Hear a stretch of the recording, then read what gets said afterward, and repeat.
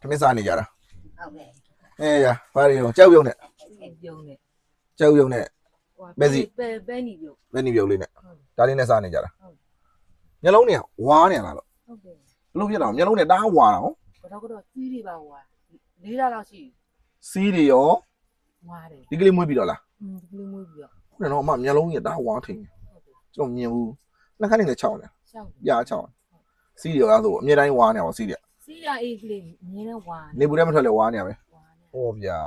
စေးုံရဘူးလား စီးုံဝါလေးမန္တလေးလူထုစီးုံစီးကပြရတယ် အိမ်နဲ့ဝန်းတွေကပေါင်းထားအောင်လား ပေါင်တာ ဟုတ်ဗျာဘယ်လောက်နဲ့ပေါင်းထားအောင် 20 20နဲ့ပေါင်းထားတယ်ဟို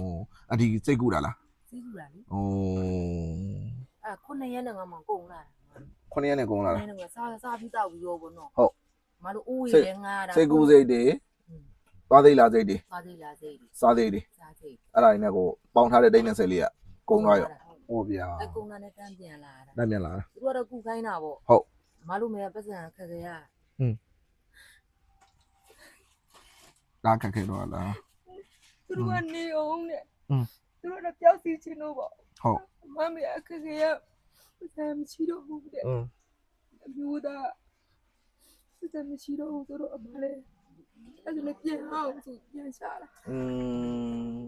ဟိုအမိခင်အမေအိမ်မှာ ဟိုပါတယ်ဘလုံးရိုက်တဲ့ဟာလေ อืม အဲ့ဒါ9သိန်း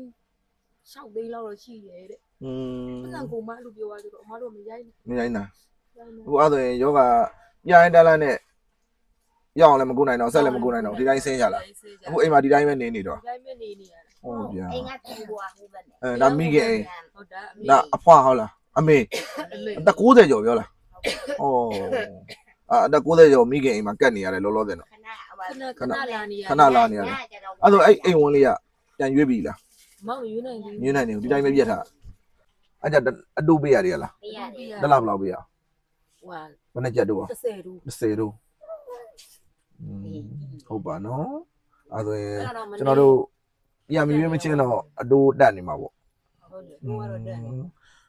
ဟုတ်ပါထမင်းသားလည်းပြန်နေရမှာအဲ့တော့ကျွန်တော်နိုင်တယ်လောက်အလူငွေလေးလှူပေးခဲ့မယ်အလူရှင်နာမည်လေးပြောင်းပေးအောင်မယ်နားထောင်ပေးအောင်နော်အလူရှင်ကျွန်တော်တို့မတ်စင်မာဦးရဲ့မွေးနေ့ကုသိုလ်ဆိုပြီးတော့ကျွန်တော်ဒီမှာ9000လှူထားရှိရဗျာနော်အဲ့ဒါလေးလှူပေးမယ်ပြီးရင်ကိုစံလင်းမတ်စင်မာအတိုင်းမှာလည်း9000လှူထားရှိရအဲ့တော့တတိန်းရှိပါတယ်ဗျာနော်ပြီးရင်ကျွန်တော်တို့